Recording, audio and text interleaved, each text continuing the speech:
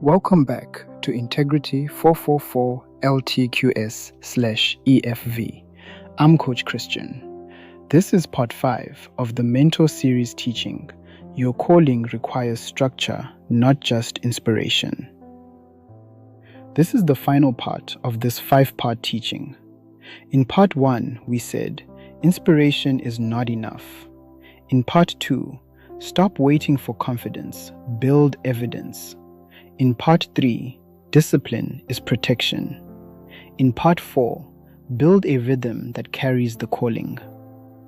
Now, in part 5, we bring it into practice.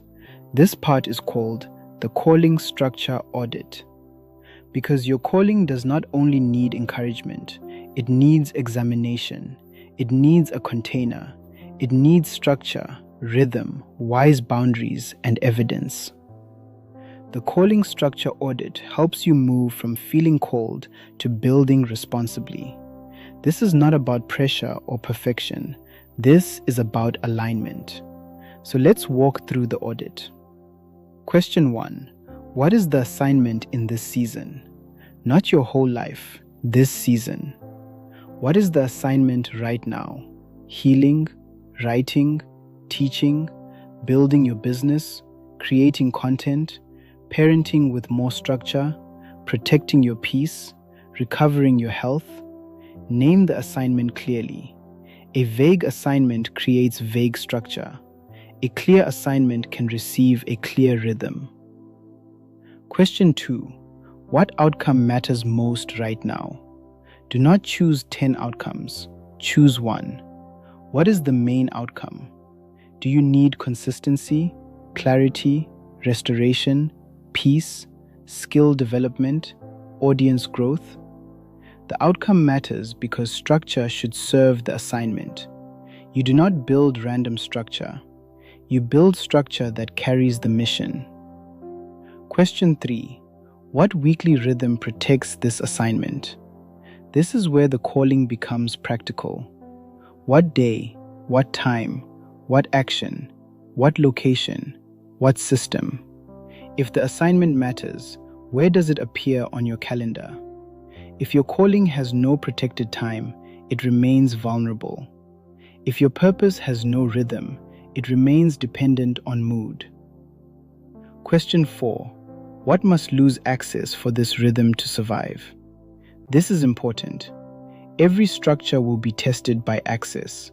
Distraction, old habits, and emotional chaos want access.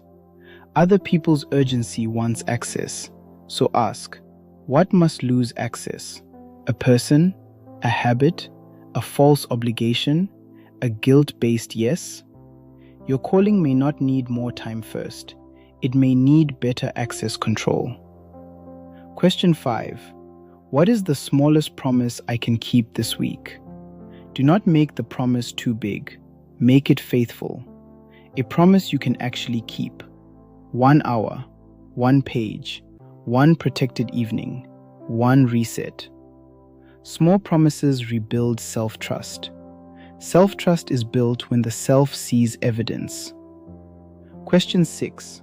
What will I do when pressure comes? Because pressure will come.